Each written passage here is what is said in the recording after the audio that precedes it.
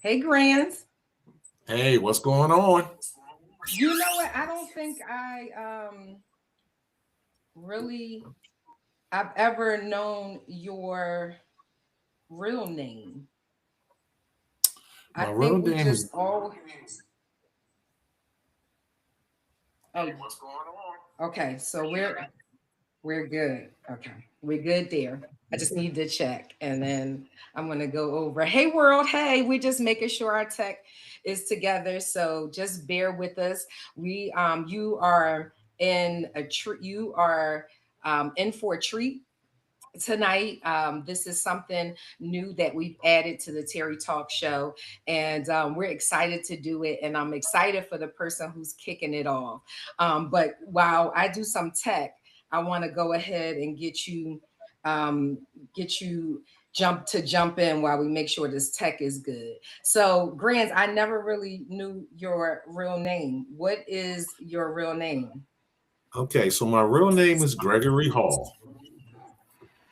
Oh, Yeah, that's it. Gregory Hall, and my middle name is Angel. wow. I'm surprised you never knew that all this time, Terry. We did go to high school. No, I know. And so, and I was thinking about this, and I was thinking about um just how, our paths crossed. And I don't even think we had many conversations, but I don't want to dive too deep because I think we're gonna hit it. Um, Right. but I'm getting ready to tag you in this, so then that way, um if you want to invite anybody, you can. And in fact, those who of you who are here, listen, go ahead, comment, like, share it out. We're taking it back to the 90s and we're super excited about that. We're living in a world where there is a strategic design and plan to eliminate, eradicate, and erase the efforts of Black folks. And so I just personally feel that it is important that we remember where we came from, not just where our ancestors came from, but where we came from. A lot of people have, including myself, a traumatic past and they don't want to revisit it. But here's what I strongly believe: you're not going back to the past in order to be a victim, but the past informs what you don't want in your present. And if you never go back and revisit it, you have no idea how some of those things are showing up in your everyday life, and you can't connect the dots around it because you don't know where it comes from. And we have stuff like people saying, "I don't know what's wrong with me. I don't know what's wrong with me." Right? But I believe whatever you reveal, you can heal. And so we don't revisit our past. They say we trafficking and victimization. No, there is triumph and trauma that have come from our past. And so we don't need you to tell us that we shouldn't remember it, right? That's Right. not for you to do. It's for us to decide how much of it we are going to use to propel us in our future, or it becomes not relevant. And then there is some that we could celebrate. Like I just came back from Ghana in December, and man, like our heritage is rich. Like Yes. it's rich. It is rich. It's full of resiliency and resourcefulness, and half of the stuff that they had to endure. I mean, I don't know that the present day people would have ever been able to, survive it, right? And Right. and so I pull that from where we come from. So let me. I think our tech is there, and I think we are gravy in that sense. So I'm going to go ahead and dive in. But I'm super excited about tonight's guest, and I'm thanking him so much for being here. I don't even remember how much in high school we talked, but I do remember that you were a presence in my life during that time. So let me just welcome our community and the way that we should. So all right, y'all, welcome back to Terry Talks, uh, where real people have real conversations about real life, real challenges, and real solutions. Today's segment is special to me. This is called Hanging with My Homies. Now, I was going to call it Hanging with My Homies from the Hood, but I did not want anybody to be put off or offended by that. Like I love that I come from the hood. I love that Yeah. where I am today speaks volumes to you cannot read a book by its cover, right? You got to be able to read the content of a person and their character to really be able to assess who they are, and you might just be missing out. But nonetheless, I did not want to coin this segment that because I did not know who it might be offensive to. So, this is called Hanging with My Homies on Tuesdays. These are people who knew me before the stages, before the businesses, before the podcast, back when life was humble, gritty, and we were just trying to figure it out. Grants, can you say that? Like we were just trying to figure it out. We were We're definitely catching trying up. to figure it out. We're catching up. We're laughing a little. We're remembering where we came from, but more importantly, we're showing people what's possible when you keep going. I like to say that I'm the impossibility. You know, people looked at my life back then and they had a lot to say, and I'm sure if they would have envisioned today, they would have said, "That's impossible. That's not going to happen for her." But they don't know who my God is, so I am the impossible made possible. And I believe Grants can say the same thing. And it's Yes. possible when you keep on going because a lot of us didn't start with opportunity, we built it.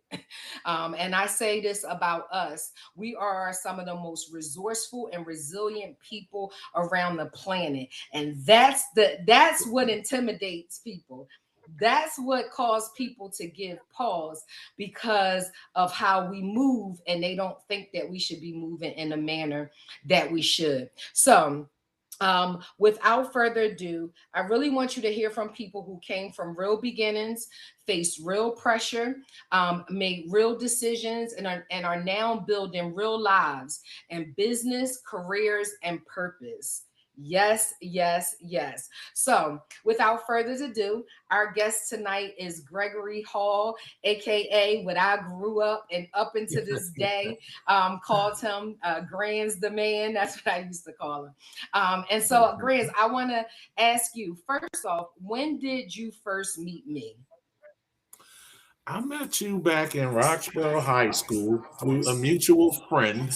I'm gonna say around 10th grade. I think we might have been around 15 or something like that. 16 years old, around 10th grade. But we never had any classes or anything together. So it's kind of Well, weird how we let linked because we didn't have any classes. You probably didn't know my government name because you didn't see me in that type of setting. You only saw me out being authentic and doing things that your homies from the hood do, you know? So that's how we met. me on that good old black top, that black That's top. right.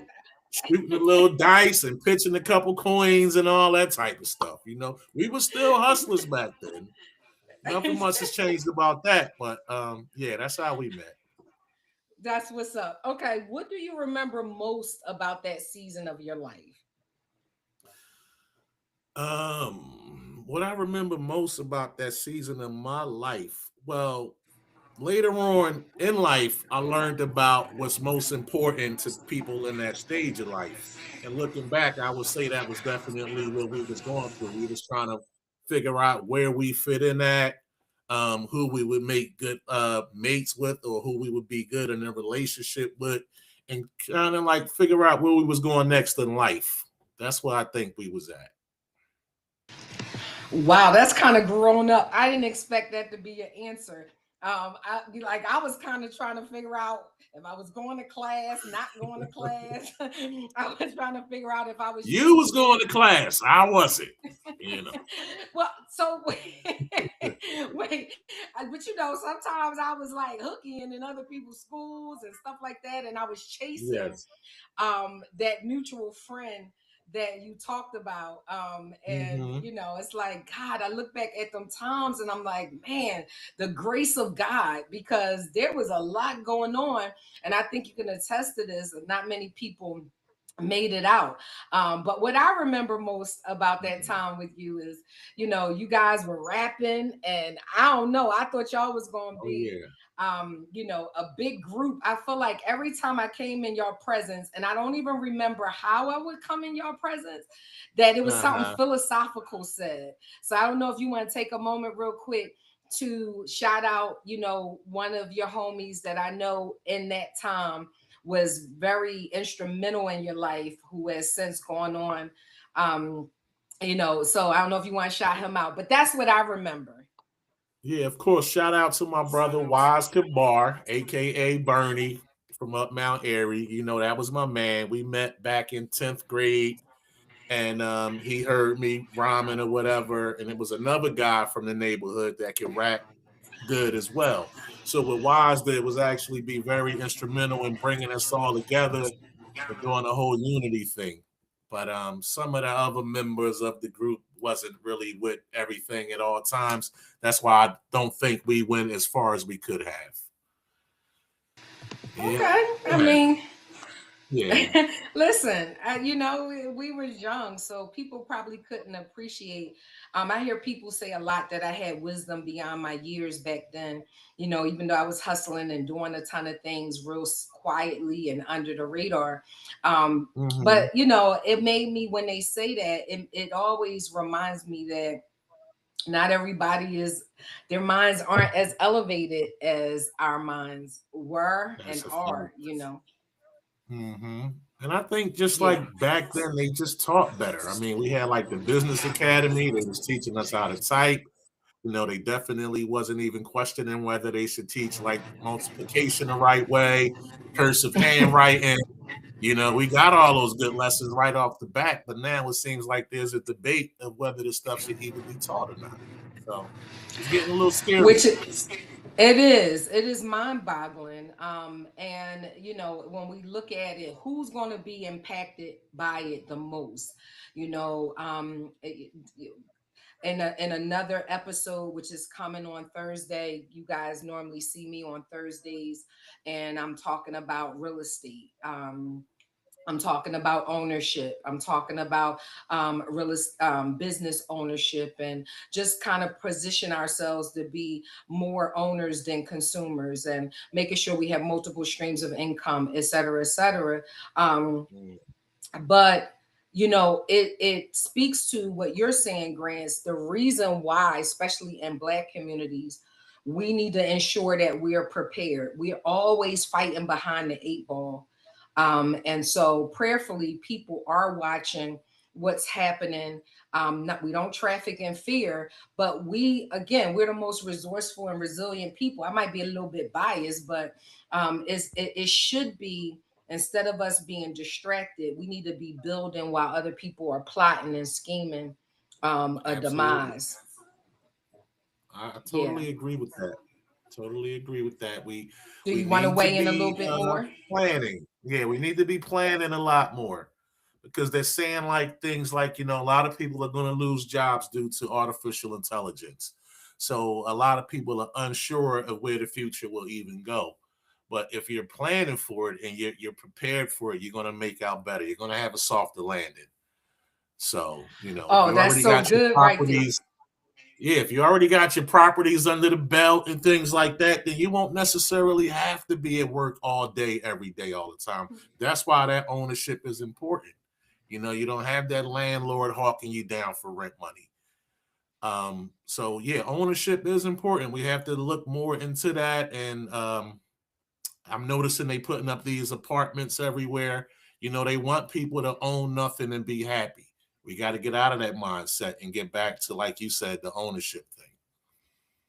absolutely, because we look at our parents. I know I can look at mine's. My mother did, God rest her soul, she did have a home, she did have an asset, and my dad, he does too now, but it came later on in life, and the idea though is every generation shouldn't have to start from ground zero. Every generation shouldn't be I remember when I was going to retire from the police department, and maybe a couple years while I was planning to do that, my dad was like, you sure you want to do that? You sure you want to do that? Don't leave your job.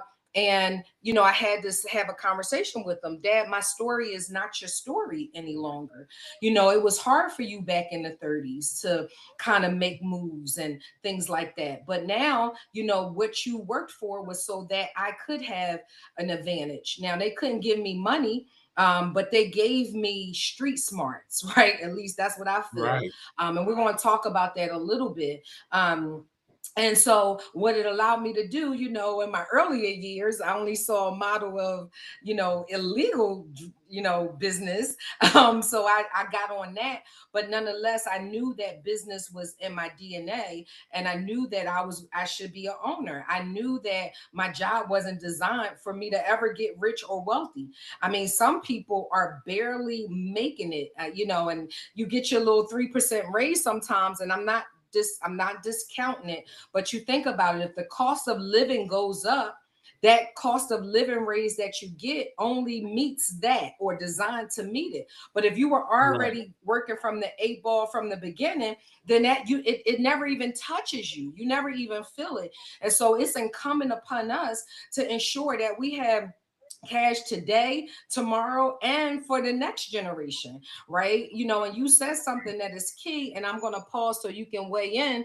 We're not designed to work all our lives, and some people go into jobs that they hate because they have not viewed money as a tool, is only to pay bills, and that's not what money is designed for. It is a Right. tool, and according to Ecclesiastics 11:2, it says you should invest in seven, yes, eight ventures, because you do not know what dangers may come upon the land, right? Forget the land. What about your personal land, right? We get emergencies every day that occur, and people can't, they can't address them, right? And Right. that causes sickness, it causes disease, it causes stress. I mean, all of the things. So, we do need to put more emphasis on ownership. But go ahead, Grands. You want to weigh in, and then I'll go to the next question. Yeah, I mean, more emphasis on ownership, more emphasis on being able to do what you want to do with your time, because everybody is so focused on money, but time is your most important asset.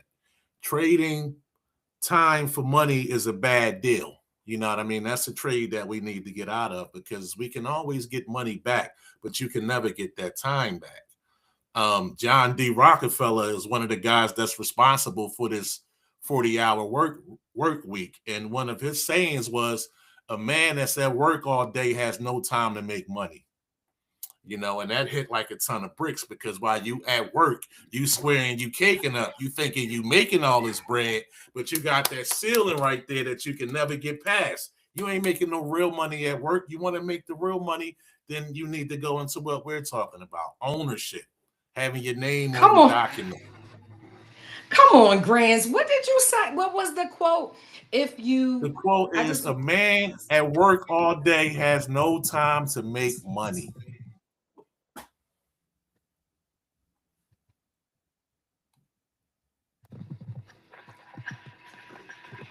That's real good. That's real good. And it's the truth, the whole truth, and nothing but the truth. Okay, so Grands, listen, you definitely ain't talking about somebody, you're not talking like somebody who came from public housing. I know you came from public housing, and we get ready to get there. Right, So I'm loving right. it, right? Because there's a lot of gems and gold that come out of the hood, baby. Oh, you already But know. before we get to you telling us about where you come from, going back to where we met, high school in the 90s, what was one of the funniest moments we had coming up? It may not have been together, but just in general, what were one of the funniest moments you had back in 90s? What was it, 91, 92? Well, one of the moments that me and you were involved in was a picture that I took of you and the person we were talking about on graduation day. And it was always like you was like a mother figure to this guy. And you was like yelling at him to get his stuff together. And I still captured that in the picture where he got this face like, and you got this face like, you telling him what to do, but you was always very good for this guy. So I actually have that picture and I look at it from time to time and I still laugh about that. Are you serious? Yeah, I'm Wow, very you're gonna good. have to share that. You're gonna have to share that picture with me, Yeah, I'll cause scan it and put it online. okay. I'm like, wow, that you bring that up now, because it was funny to you, but it was hardship to me. I That was some hard times in my life, like, Yes, it and I was. and I ain't have enough. You know what it took? I'm not even sure if you're aware of all of the trauma, all of the experiences that I had with that individual. But it took, I'm gonna tell you, out of all of the things that occurred, the thing that made me say I'm out of all things. Do you remember where there used to be a rental car service at the top of the hill where people was I going absolutely and do. I do. Yes. so one time I rented a car. I went to Okay. work because I was selling drugs, and then I had a telemarketing job, and up in the mall or somewhere. And I went to work. I let this individual, drive the car. Well, he brought the car back. He came and picked me up, and the car was on E. And I was like, "You have to put gas in the car." And he was like, I'm not responsible for putting gas in the car. And I'm like, "Sir, you just," I probably didn't say sir. I'm like, "You just drove, I didn't have the car. You got to fill the car up." And he was like, "No, Uh-huh. you have to put gas in the car for me to drive the car." And out of all of the things, right? Out of all of the things, I mean, near death experiences. I don't even know if you remember one time he had gotten an argument with, some individuals and their family. And I used to come by there, pick him up, give him a token to get on the bus. And Uh-huh. he got on a bus before me, and it was a ton of girls out there. They had bats, they had everything, right? And to kind of keep people's name anonymous, the incident that occurred the night before, but they could have plummeted me. They could have beat me down to a pulp. And my silly self was like, listen, one thing I ain't never been afraid, right? So, but that Uh-huh. was dumb. But out of all of the things, it was that caused me to be like, I'm out. I dropped that car off up the hill, and I ain't never Uh-huh. looked back after that. So yeah, Right. you might have had some fun moments, but Grants, it was a hard knock life for me. It was. And I'm gonna take it back to what you were saying in the beginning of the conversation about us needing to revisit our childhoods to do the work to get past some of that trauma. Because I can tell you had trauma because of your motherly role in his life. See, when some people they have that trauma where they feel like they need to take care of people, and then some people have that trauma where they feel like they need to extract things from people.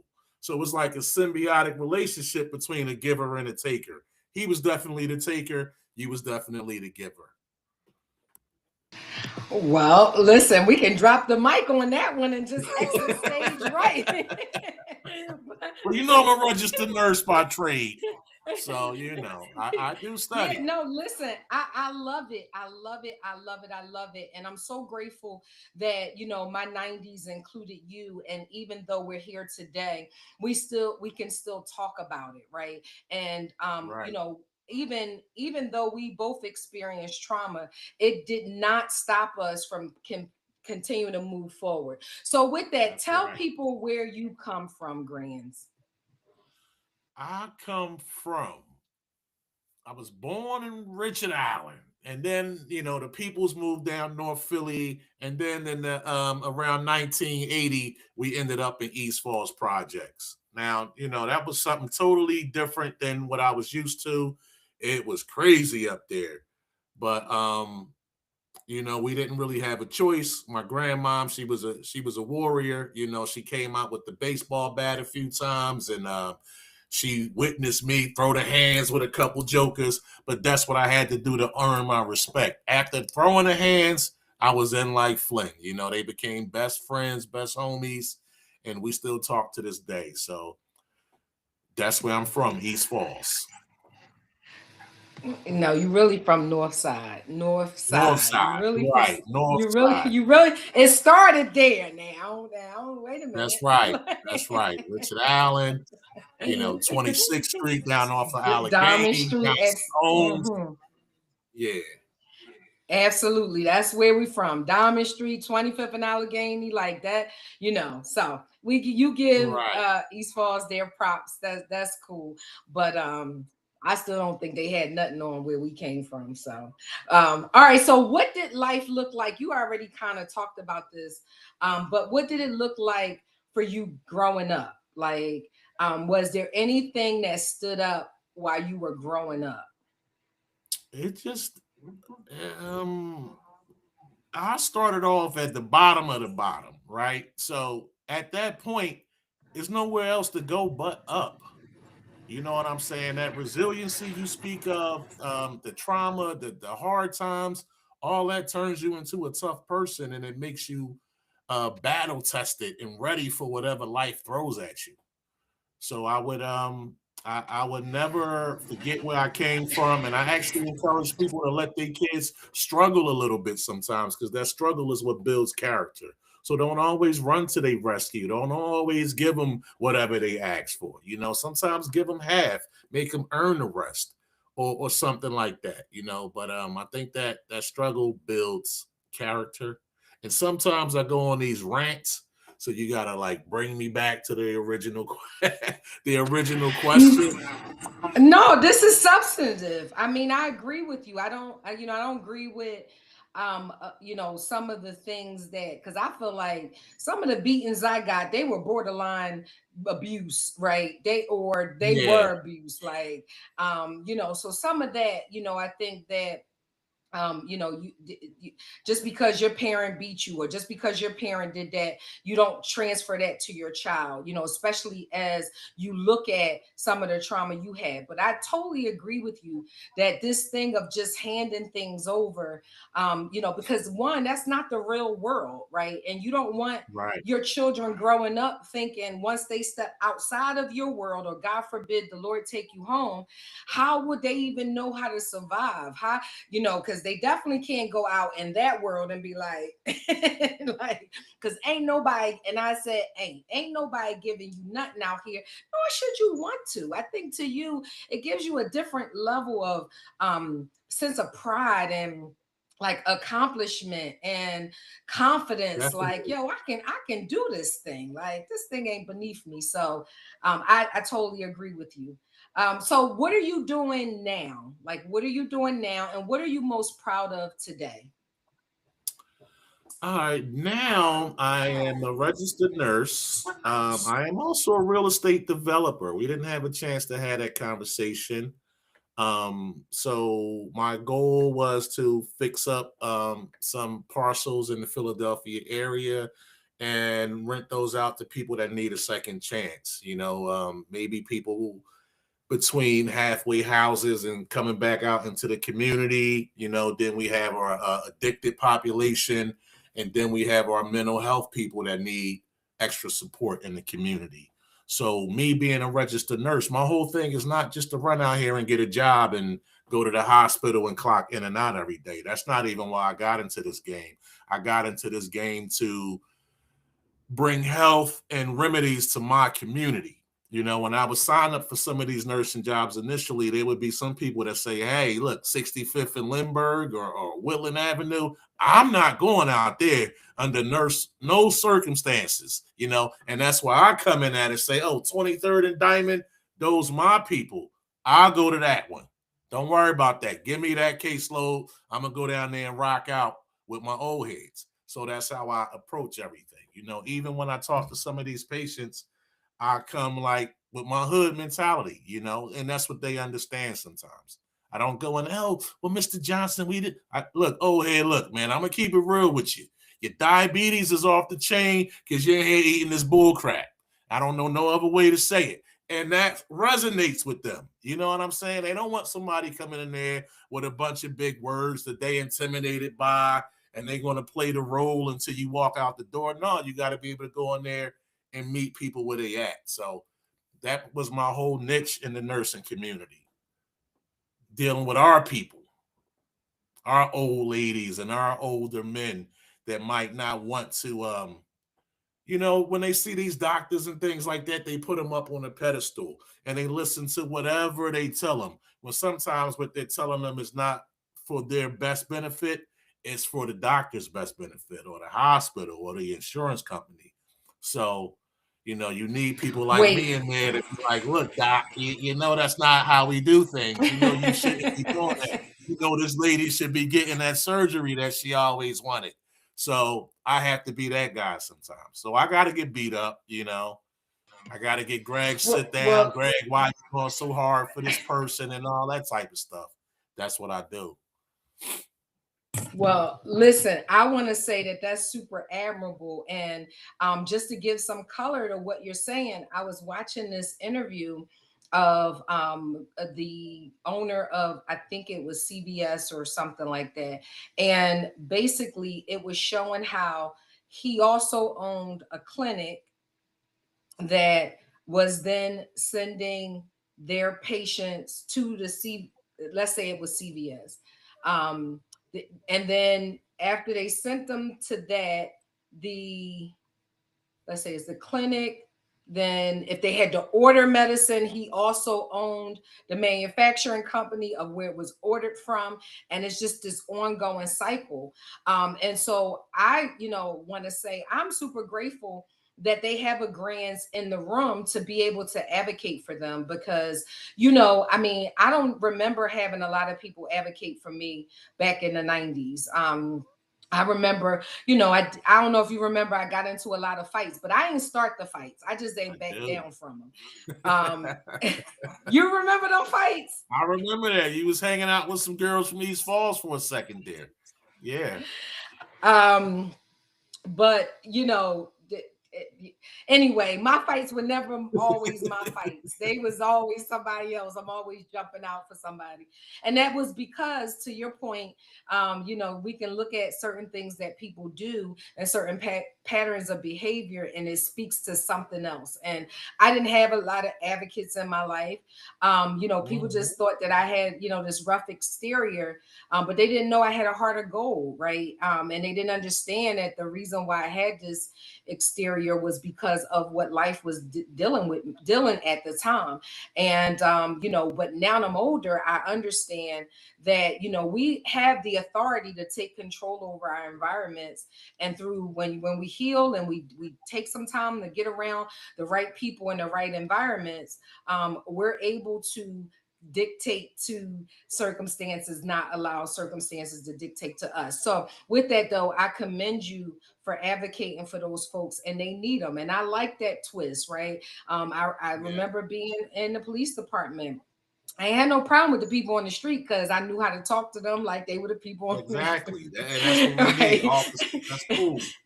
Yeah. So what is one of your most what are you most proud of today, Grants? What I'm most proud of today is probably my daughter. I have a 21-year-old daughter who's in college right now, and she's studying to be a nurse. She's going to come out with a bachelor's degree next year. And I haven't really had to do a lot of hand holding with her or anything like that. She's down there. She knows exactly what she's supposed to do. So she made my life very easy. I have some younger nieces and cousins and things like that, and they're not really on the right track. So when I look at her as opposed to what some of these other people are doing, she makes me very proud. I don't think she knows it though.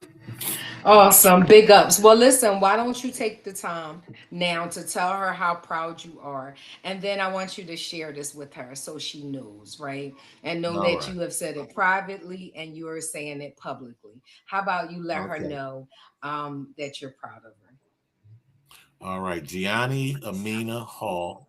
I am very proud of you. Keep doing what you're doing. You're doing a great job.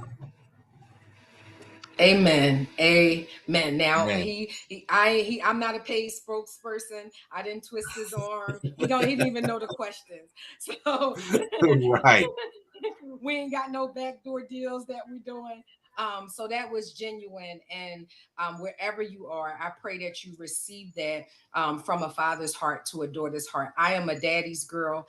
And it is just something about, my dad said that to me, I guess in the middle of January. I had came into the year. I had a bug and I was down, and he called me up. My dad is almost 86. And he said, I was looking at something that you did and I'm extremely proud of you. And all I could do was cry. I couldn't really move or do anything else because I was down, and all I could do was cry. So I'm praying that, what he said, what Grants shared with you, what your father shared with you would resonate and hit your heart, as it did when my father said it to me. So, and in fact, if you are listening to this right now, we got some more to go. Stemming back from from the 90s. Go ahead and hit that share button. Feel free to comment. If you want to ask a question, please drop your questions in the comment section. This was where we wanted to kind of lay our, what they say, lay your hair down or kick up your feet or whatever, and just be super real people. And if this was important to me, I said this at the top of the segment because we're living in a world where you can't distinguish between real and fake, right? You can't distinguish between what's a truth and what's a lie.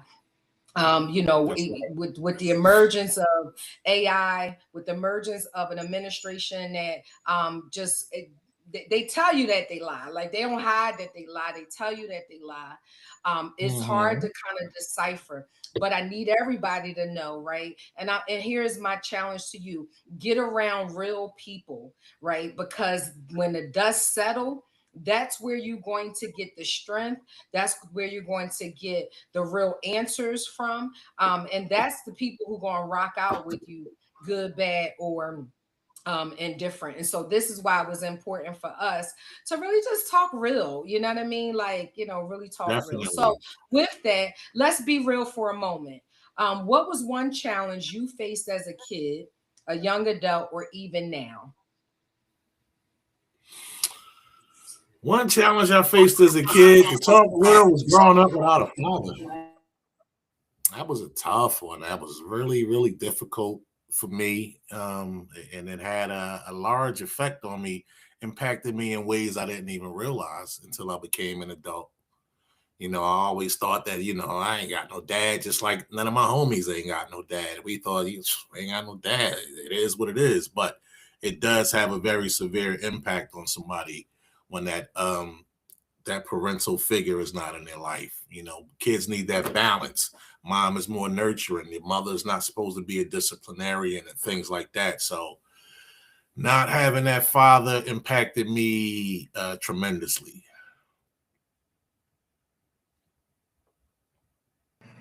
Yeah, and I mean, I think unfortunately in our community, a lot of people have that story, not growing up with a father. And I pray that we continue to do better. I mean, I feel like there's a strategic design to keep fathers out of, out of the hierarchical system, and not from a dominance and all of that, but just to Mhm. be a unit and to establish the family unit. I think that the enemy comes more particularly to attack men, right?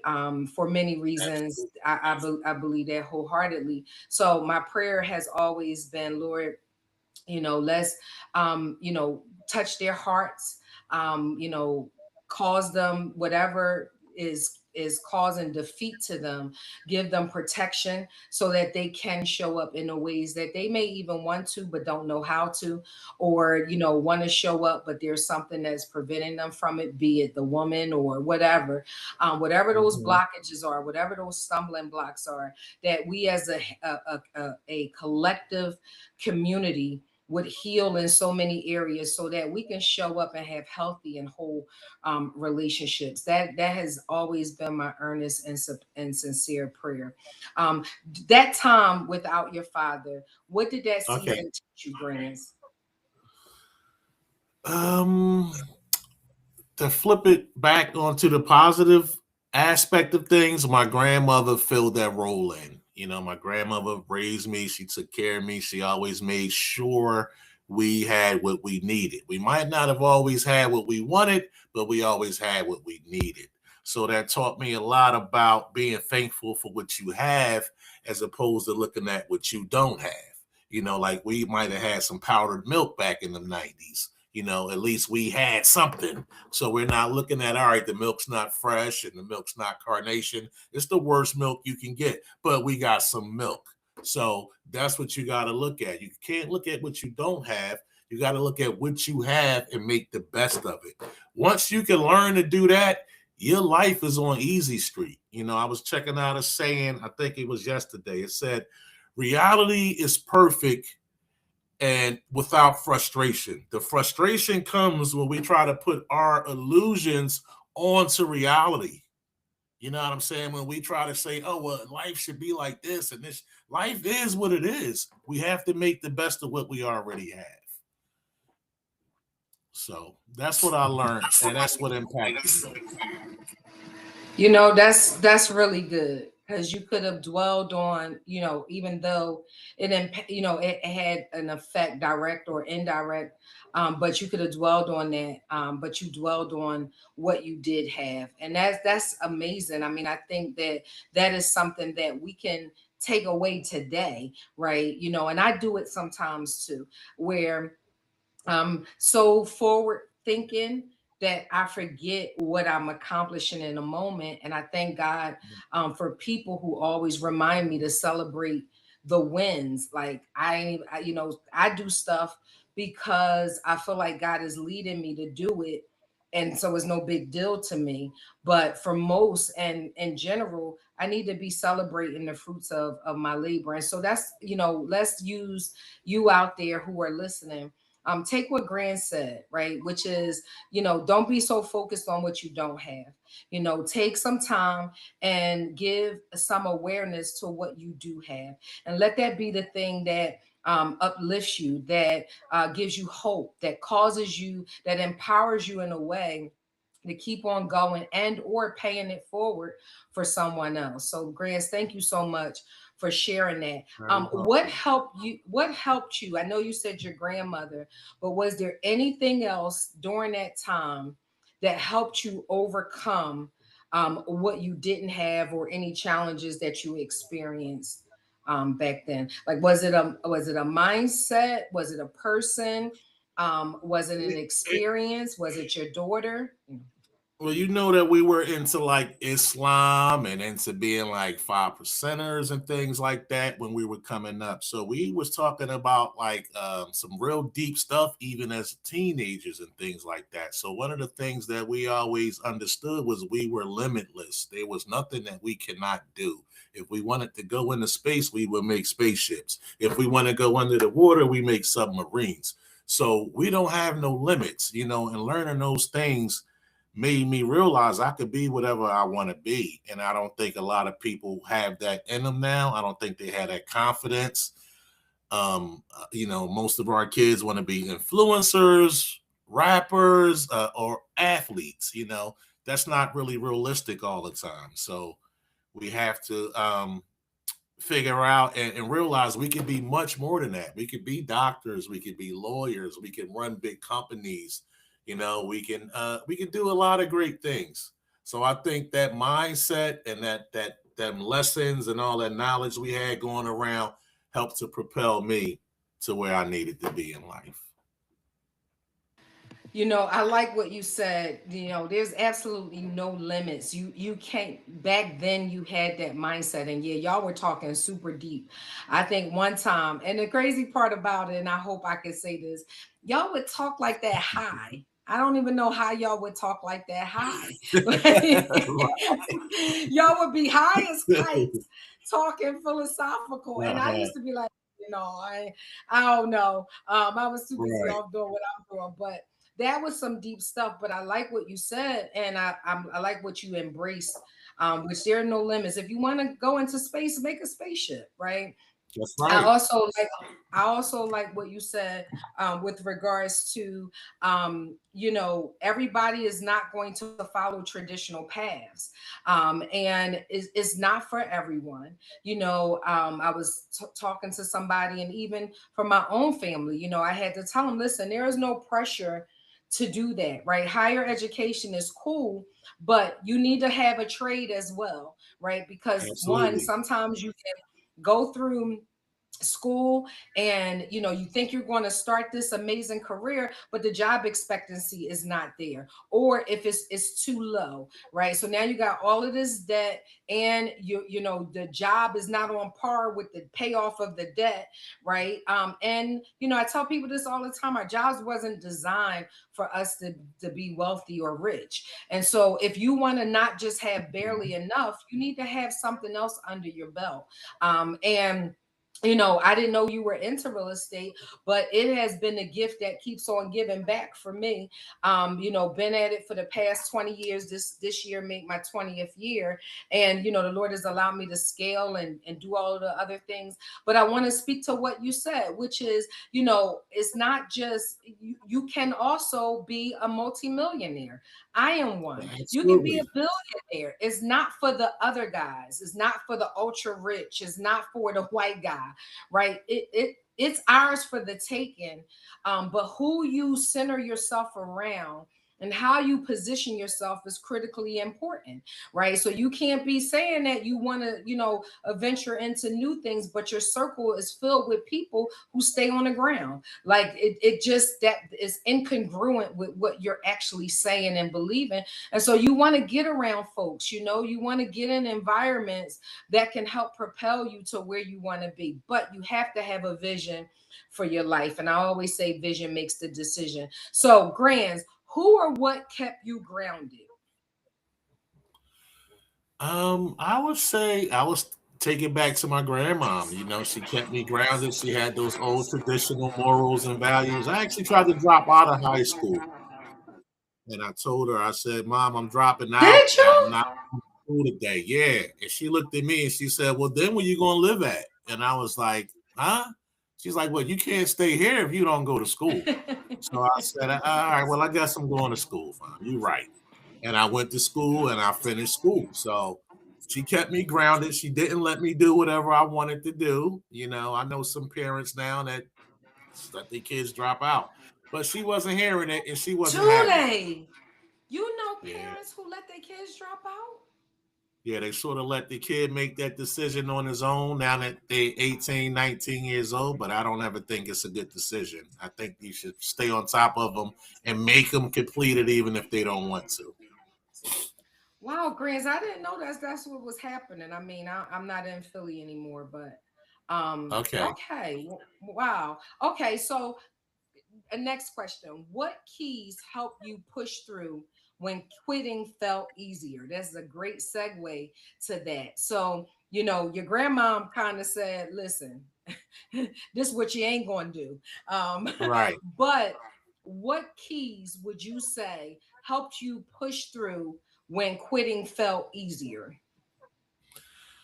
I would take it back to life experiences, having to live without things and wanting better things out of life, not being able Mm. to eat the food that you want, not being able to go to places you want to go to. I was always into like fashion and stuff like that. So I would get all the GQ magazines and they got the Gucci sneakers in there for 1,500. And I'm like, who is affording this stuff? So I always aspired to be able to afford whatever I want to afford. And I knew that the way to get there is through education. You know what I mean? So that's why I decided to become a nurse, because I know that being a nurse, I'm always have a job. I can move to Puerto Rico, Hawaii tomorrow, live on that island, and still get that job and still make the money that I make. So these were all what things that I thought about, how to set myself up in life, because coming from the beginnings, I don't want to go back to those. I don't want to go back to the projects. I don't.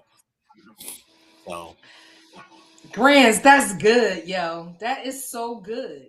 I mean, and it speaks to you being a strategic thinker. Well, I'm going to label it right now that we got words to add to it. I feel like that's that right. was being a strategic thinker. And in doing that, you were able to say, hey, if I want this, I have to do this, and I can't get this if I stop here, That's kind of right. thing. And so thank you for sharing that. Like, that's what's up, yo. I am super proud of you. Thank you. And just where you've come from, where we've come from together. I just have a few more questions, because this is the advice Sure. part that I want you to be able to grace our audience with. And don't Okay. forget, if you are listening now, go ahead, like, share. These are some golden nuggets, right? This is before the world got all the way that it is, right? We're speaking from an unpolished place, but we are here. And I mean, listen, we give God all praise and glory for that, because listen, I don't know who could take something, nothing, and make something. We are somebody's grands, and that's real talk. Right. If someone watching comes from where you and I have come from, what would you tell them? So somebody right now who may be in public housing, may be seeing all kinds of things. I know we saw all kinds of things, right? What would you Right. tell them where they are right now? I would tell them that knowledge is the key. Knowledge is the foundation. Knowledge is what evens the playing field. It levels you out with other people. Nobody is better than you. You know what I'm saying? We need people to get that through their head. Nobody is better than you. They might just know some things you don't know. So all you have to do is simply learn what they learn. And the other thing you said about ownership, that's very, very important. You don't want to rent a house for 40 years. That don't even make sense. You know what I'm saying? You want to try to own that house, and then you start to get into what's called equity, and then you learn how to refi and take that equity and buy another house and things like that to build that wealth for your family.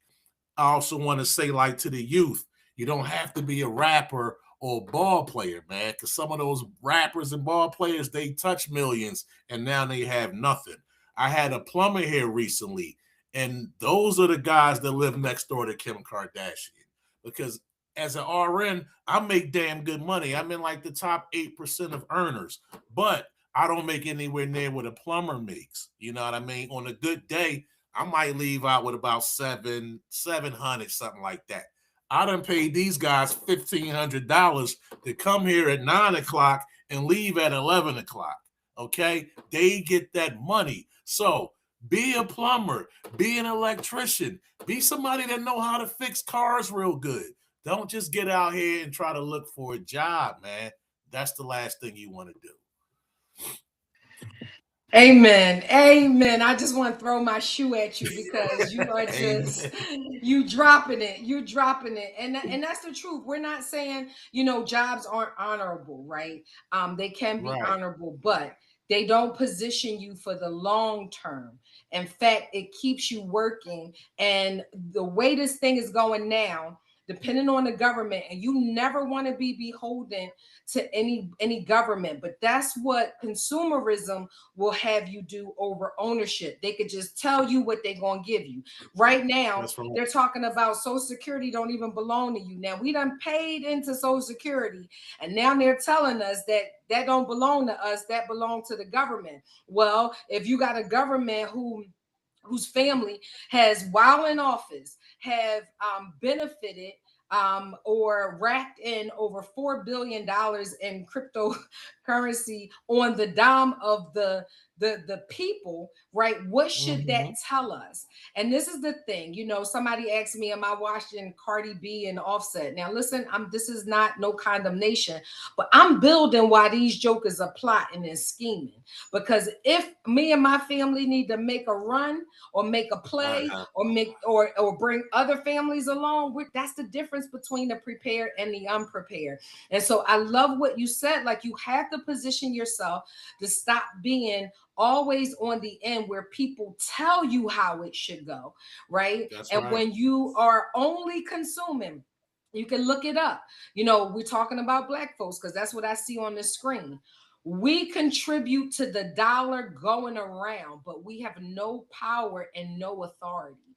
There's only about a half of a percent of the 1% that do have that authority, that are able to do that, right? And so that's why we push that here. And Grants, you and I didn't talk before this, so I know that we're aligned with that. Like, you really want to start positioning yourselves and your family to be able to make moves. And then, like, he gave you the scenario of the plumber. It's still work, but do you want to work, do you want to work 10 years to get, I'm making this up, 10,000, or do you want to work 10 hours to get 10,000?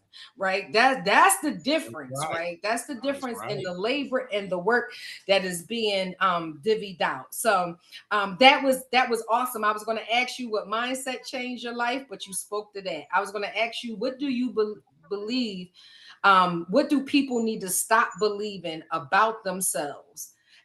Can you weigh in on that? What do people need to stop believing about themselves? People need to realize that they have no limits. Like, a lot of people will want to keep you on levels that you already passed. You know what I'm saying? And a lot of times that's because they don't want to see something in you that they don't see in themselves. You know what I'm saying? Like, when some people see me, they say, "Hey, Grizz, man, you from the projects, you made it, man," and they happy for me, right? But then there's some people that say, "Damn, Grizz, you made it, and I didn't." So some people look at you and see that success and they're happy, but some people see that success and they can see their failures. So that's a rough one right there. Sometimes the same thing that makes them love you turns around and makes them start hating you. Oh, I think I need you to say that for the people in the back. Say it again. Come on, bro. Let it come through. The same thing that makes people like you can turn around and make them start disliking you. Oh, he made it out. Oh, he think he better than us now. Oh, he ain't saying ain't no more. Oh, he's saying his words are proper now. Like, what's up with bull?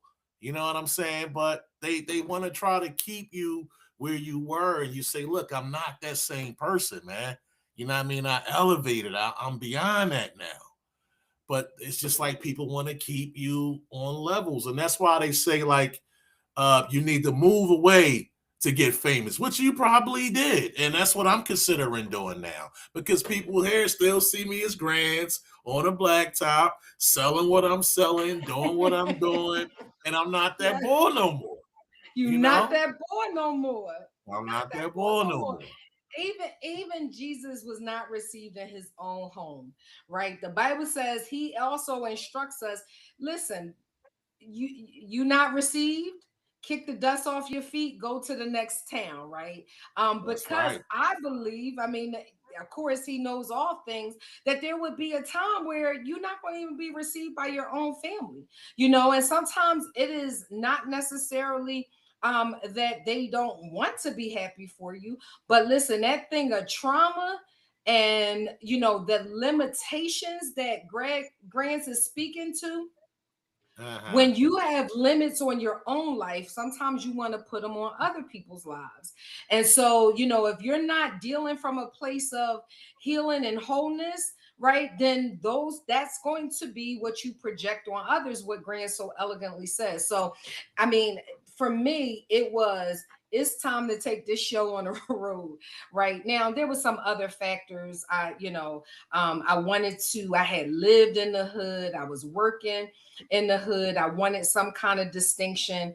Then one of my brothers passed, and I was like, I just didn't feel like that was the place for me. But I can say that a lot of my windfalls came Mhm. outside of my immediate environment and what I was accustomed to. All right, Grants. Here's one more question, and then we're gonna take it in for a landing. These are we're gonna do like a little fun little activity to end. But Okay. before we end, what does success mean to you now versus back then? So you had a picture of success back then Okay. that's probably different than what you believe success is right now. Is that true or nah? It is true. It definitely is true because it kind of circles back to some things going on in life where I went to college and I got involved with some collegiate people. Their families went to college. I didn't have a family that went to college and all that stuff. So some of these people thought that I should be a little further along in my life than I already am. Um, Back then, I thought success was a house, a car, the bank account, and all that. And I'm finding out that these people think power is a house, a car, and things like that. Now, as an older man, I don't believe that anymore. I believe if you take away my house and my car, I still have power. I have enough power to get it all over again. So a house and the car is not what makes me who I am. You know what I'm saying? That power is within us. As long as we have the mindset and the time, we can get it all over again. So, back then, like I said, I thought that was the power. I thought that was success. And to me, the success now is knowing that I have nothing to worry about. If I lose all this stuff, I will get it all again. That's what's powerful to me. Oh man, yes. And I'm just like ready to come through the screen and hug you because that Right. grant, Right. grants, I'll find that you the screen, virtual sis. hug. You know it. Like, Right. yo, we are kinfolk because that's the same thing I've said. People are like, okay, why don't you hold on? I'm not possessive over anything. Because I Mhm. feel the same way. Like, first of all, who my God is, and then how He's built me. Like, I'm built to last. Like, I'm, That's right. I'm, I'm, I'm that girl, right? So, and not out Uh-huh. of in my own strength or what I've done for my own self. It has nothing to do with that. It's the spirit that the Lord has put down in us on the inside of me. And I feel like if just like He did, if He burns the house gets burned down in 3 days, we're gonna build that joint back up, right? That's right. Like, That's right. That's so power right that's there. yes, it is. Yes, Not it worrying, is. not being anxious, being able to be calm and direct your energy to the right places, making moves with a That's level head, that's good, not in Grants. That's so survival good. mode. Uh-huh. Not in survival mode. Not in survival mode. That's right. Say it again. I know I keep saying say it for the walls. I want the Not walls in to say amen. survival mode. No, It's rough living in survival mode, living in fight or flight, trying to regulate your nervous system all the time. It's rough. You want to just be calm, level-headed so you can make the right decisions. amen. And since he said that, because you might be thinking, well, how do I practically do that? These are some things that I do. And Grands, if you have some things practically that you do that you want to weigh in, please feel free to chime in. But these are a couple things that I do to regulate my nervous system. I have a breath work coach. I do breathing. I take passion flower and ashwagandha. Those are things, they are herbs, they're natural herbs that help regulate, calm down the system. I do grounding. So, what does grounding look like? I might go and put my feet in the grass and just get one with the earth. They have grounding mats. So if you need a grounding mat, if you can't, you don't have grass around you, save a couple bucks. Don't DoorDash because your nervous system is more important. Go ahead and go ahead and order that grounding mat.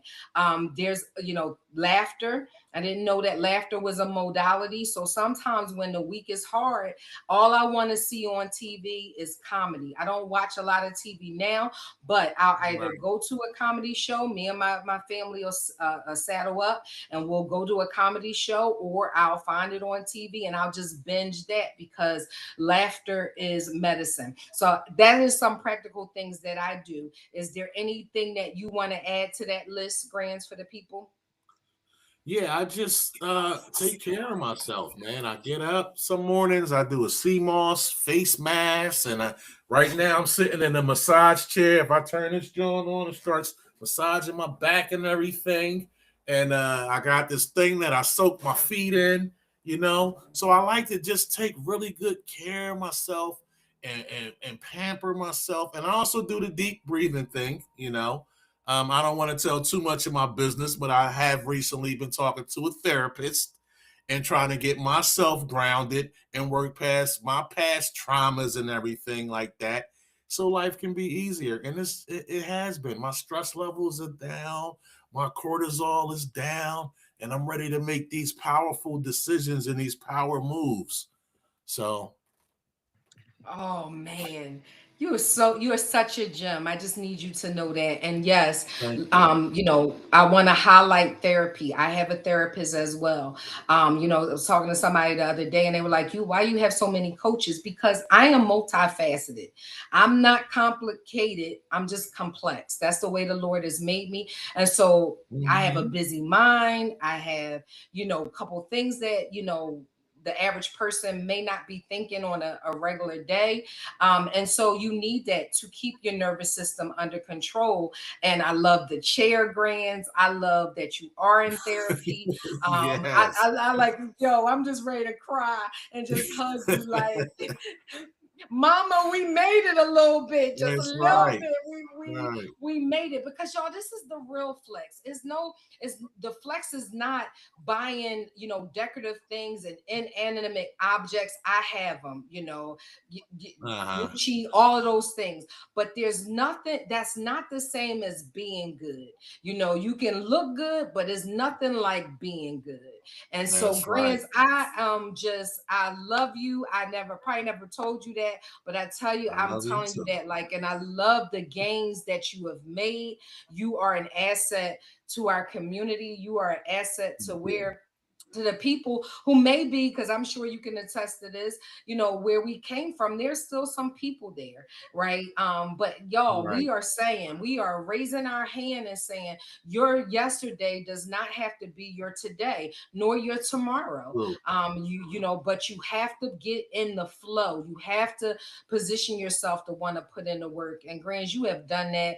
And brother, Thank you you. always saluting somebody else. I salute you.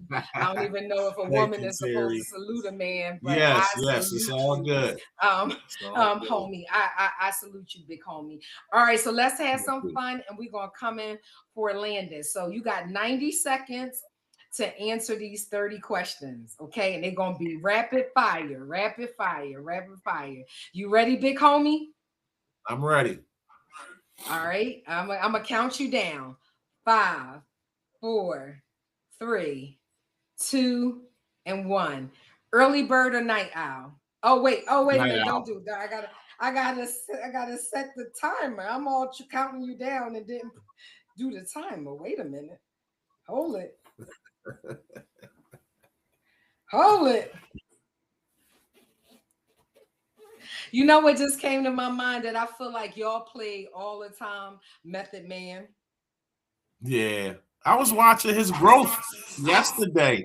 He was starring in the movie, and he's a Oh, great he started. example of what I was talking about.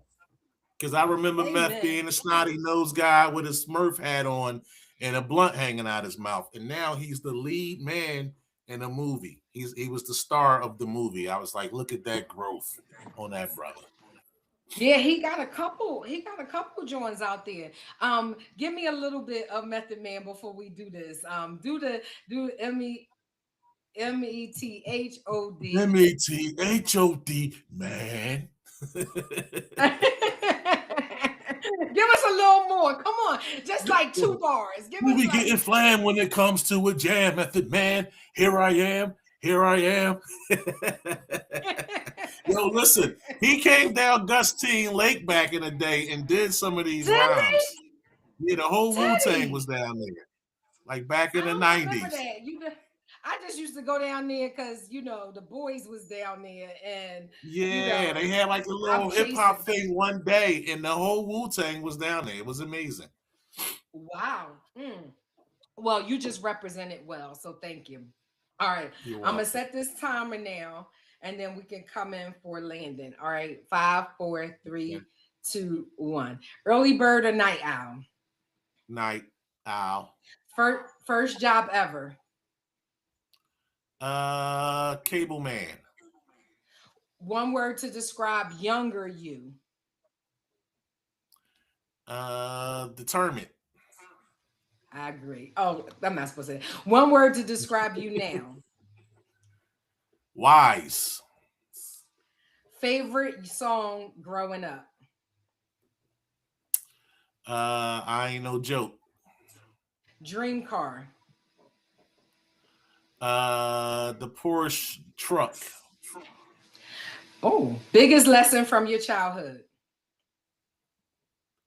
You can't take everybody from your childhood with you. Someone who inspired you. My grandmother. Coffee or tea. Chai tea. Hustle or flow. Hustle. Faith or fear. Which one wins today? Faith. What motivates you? Past failures. What drains you? Giving my energy to the wrong people and the wrong things. Biggest risk you'll ever take or you ever took? Going to nursing school. All right. You didn't make it. One day there's going to be a winner. I'm just going to finish out. You got to 15. Wonk, wonk, wonk. But we're going Okay. we gonna finish. We gonna finish the Halfway questions through, up. huh? You got halfway through because you're a All right. thinker. You was thinking. You weren't supposed to overthink it. All right. Work. Uh. Is what's worth it? What's worth it? Mm-hmm. Living the life you want to live is worth it. Putting in the work to Biz. live the life you want to live is worth it. Amen. It's worth it. Business or career? Which path fits you best? Business. Money lesson you learned the hard way. Money lesson I learned the hard way. Don't wait to learn about money. Don't like crypto Amen. been out for what 5, 6 years now. There's people that still don't know what crypto is. Come on, y'all. You gotta at least skim the surface. You know what I mean? Learn about CDs, learn about money markets, learn about stocks and ETFs and all the money talk you don't And real know. estate investing. And Real estate invested, the Burr method, turning one house into two and two into three. yeah, but make sure you do that with a coach and make sure you do the numbers. We make our money on the buy. We do not make our money behind the eight ball. You make your money how you buy it is important. Or you could just have a bunch of debt. Um, but that was good, Grands. Something people misunderstand about you. Like I said several times throughout this conversation, people think that I'm the same guy I was 35 years ago. I'm 50 years old now. You know what I'm saying? I might still look the same and I can still talk the same, might even have a couple same basketball moves, but I'm not the same man. If you show me a man that's 50 and he was the same at 30, that's a man that's wasted 20 years of his life. Okay? So we have to evolve and elevate, y'all. We have to. I love that. That is so awesome. I love that. Okay, proud moment. Proud moment, graduating college. Scary moment that shaped you. The scary moment that shaped me.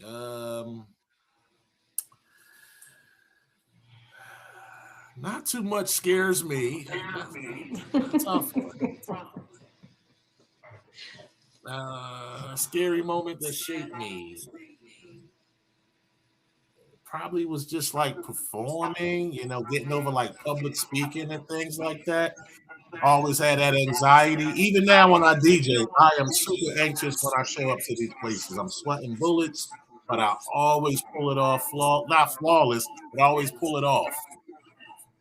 So, you just got to do Awesome. it. You can't learn to drive in a parked car. You're going to make mistakes, but you got to get in the car and start it up. You can't just sit in the driveway like, yeah, I'm going to be great at this. No, you're going to make some mistakes. Get in the car and start it up, y'all. Start it up. Start up the car. Come through. Start That's up a the whole car. message. We could pass the offering plate on that. Start up the car now. You, That's you right. cannot drive a parked car. Come on. Come on You here. cannot All right. learn What to keeps you drive dis- in a parked car. You cannot learn to drive in a parked car. cannot learn to drive in a parked car? That is so listen. That's a word. That's a word. Okay. What keeps you disciplined? Knowing what's on the other side. I work at a hospital, so I know that eating healthy is expensive. The hospital bills are a lot more expensive. I know that's right. Yes. Somebody asked me, well, why do you spend so much or organic? You're gonna pay one way or the other. You either gonna pay That's on the right. front end or the back end. So that's why I do Yes, it now. that's All right. right, family or freedom, which drives you more? Family or Freedom, freedom? Okay. freedom, freedom. Let me ugh. We so kindred. Like, you sure you ain't my brother in real life? Are My you a Libra? biological I brother. don't know. You, No, I'm a Leo. okay, I was born in August. Legacy gotcha. mean what to you? Legacy means passing stuff down to the generation, having something for them, establishing something for them where they can say, yo, my dad was this guy, or my mom was this person, and they did this. So since they did this, I'm now able to do this. That's what legacy means to me. Awesome. One habit that changed your life. One habit that changed my life, probably intermittent fasting. Most Mm. days I wait till 12 o'clock to break fast, and then I try to stop eating after 8 p.m. So during that 16 hours of lockout, you get a little hungry sometimes, and you have to just hang in there and realize that food will be coming, but you got to be disciplined. All the problems that I had was related to food, right? I had some high blood sugar, I had some high cholesterol, and I had some high blood pressure. All of that was related to what I was putting in my mouth. So yeah, food is one of the best things about life, but you got to be disciplined when it comes to it. This is so good. Something you're still healing from. Childhood trauma. Childhood trauma. My mom was 16 years old when she had me, so she didn't have all the answers. You know what I mean? She did a lot of stuff from the heart that she thought she was doing the right thing. And like I said, my dad wasn't around. So I'm learning to forgive both of them and realize the part that played in some of the things I did growing up. And I have to heal from those things. Amen. I'm not gonna weigh in on that because it's supposed to go fast. We doing dissertations and all that, but it's good. This is so good to me. Like, I love these meaningful conversations. And do you remember I didn't talk much? People say I laughed, but I don't remember talking much. But who would have thought that talking is now what pays me? Like, it's the way Absolutely. life cycles through. And yeah, so anyway, what keeps you hungry figuratively and in real life? So what keeps you hungry figuratively and just in real life? What keeps me hungry is just wanting to do more for the people coming after me, like my daughter. You know, like I'm cool where I'm at. I've been cool where I'm at for a long time, but I want to do more so I can do more for her. You know, that's what keeps me hungry. The future generations. Okay. And then, in real life, what is it what keeps you needing to eat?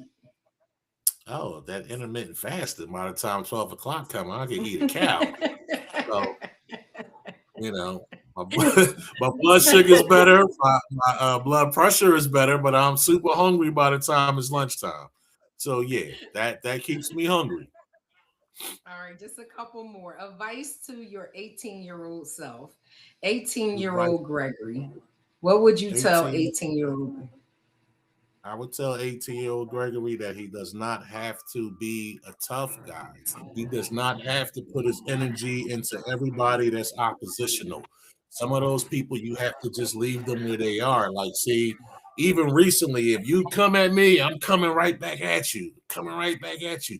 But now I'm learning that's a waste of my energy. Let them come at you all they want, but just flick that down and keep it moving. You can't spend too much time on those people because they're going to be there. Amen. Amen. Amen. Advice to the next generation watching. I guess that might be similar, but I know It's you do some that stuff with the learn the trade, man. Learn that trade. Look, electricians, plumbers, you know what I mean? Auto mechanics, them bulls clean up. They might not look all that thorough on the outside, little oil and dirt and all that, but they getting that money. So that would be They my are, plan. and I want to say that is not relegated to men only. I am in No, it's not. construction and project.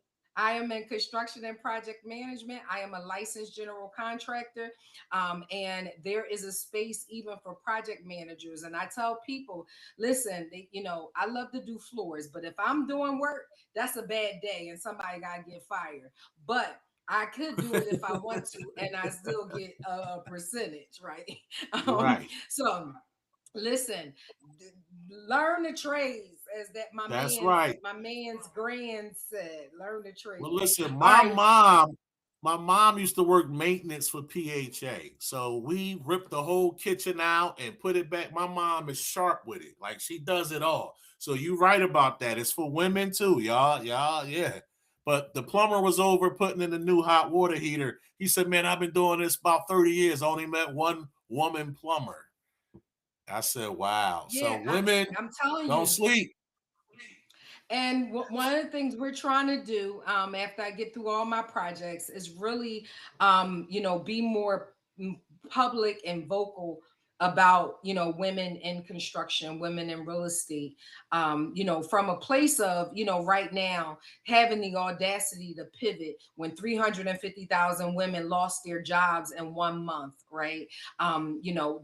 These trades we're telling you about, AI can't replace them, or they ain't figured that out Absolutely. yet. So you want to kind Nah. of look at careers, I would say, during this time in this season, that will not have you be indisposable, but also can give you the great windfalls that you need so that you can store away. And I'm not talking about storing away in a traditional bank account, and I'm gonna tell you why. Because storing away in a traditional bank account gets you 0.01% of a penny at the end of the year, but you can invest, you can put it in your assets, right? So that if anything happens, right, you got somewhere you could go. People are always buying and selling, right? Real That's estate is my right. thing, so I'm a little biased, but you want to be able to create savings. And one of the things we're doing in our community right now, my membership community, the collective, is the Legacy and Wealth Builders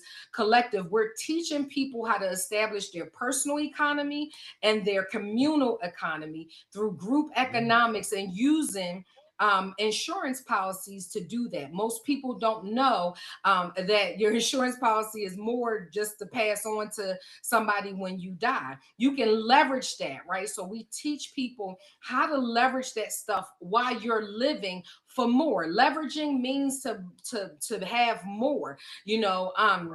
We don't realize that credit is not just for you to have a pretty credit score. It is to leverage it so that you can use other people's money to position you in volume, in speed, right? So if you decide, like I did, I'm a testimony. I decided I wanted to out of the police department because it was no longer serving me mentally, emotionally, and physically.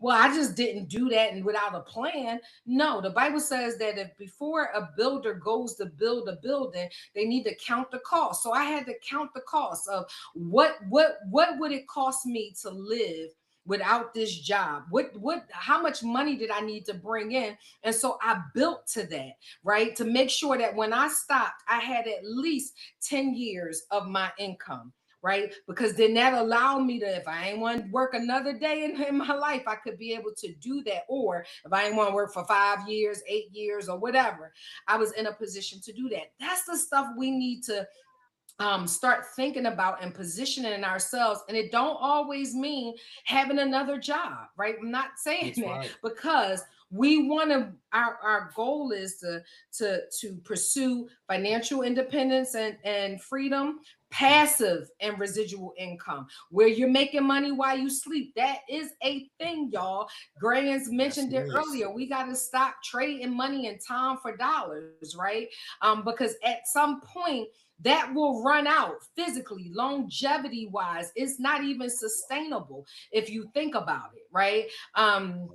And then we want to leave a legacy. We want to be able to pass on more than debt, right? Well, that stuff just doesn't happen. We have to build for it to happen. So before I go on my soapbox, because Grand's got a way of teeing me up to start talking about stuff, I'm going to Uh, yield right there. I want you to have the last word, sir, before I say goodnight to the people.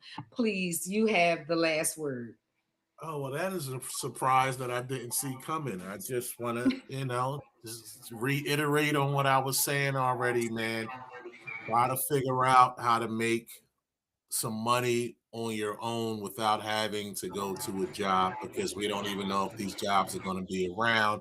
Like we said earlier in the conversation, there's a ceiling to how much you can earn when your income can be limitless. So don't be afraid to invest in yourself and believe in yourself. Man, this right here is why I do this. I promise you, because people see where folks are, but they don't always know the journey. We didn't all start with access. We didn't. We didn't all start with money. We didn't all start with mentorship, but we started. And starting changes everything. And listen, if this conversation stirs something in you, you need to be back here next Tuesday and next Thursday. What we allow in our eye gate and our ear gate is so super important. And you want to be around conversations like these. I know Grands is doing something on his page. Grands, tell them, after I just say this last thing, tell them where they can find you. Get ready for that. But we're going live this Thursday with with industry experts who's going to help you not just get motivated, but get you moving. We're talking strategy, money, business, real estate, pure execution. So make sure you subscribe to this channel, turn on your notifications, and bring somebody with you, right? The Bible says two are better than one because they have a double portion on their return. It also says if one falls, there is one to pick that other person up. We are simply about collective here.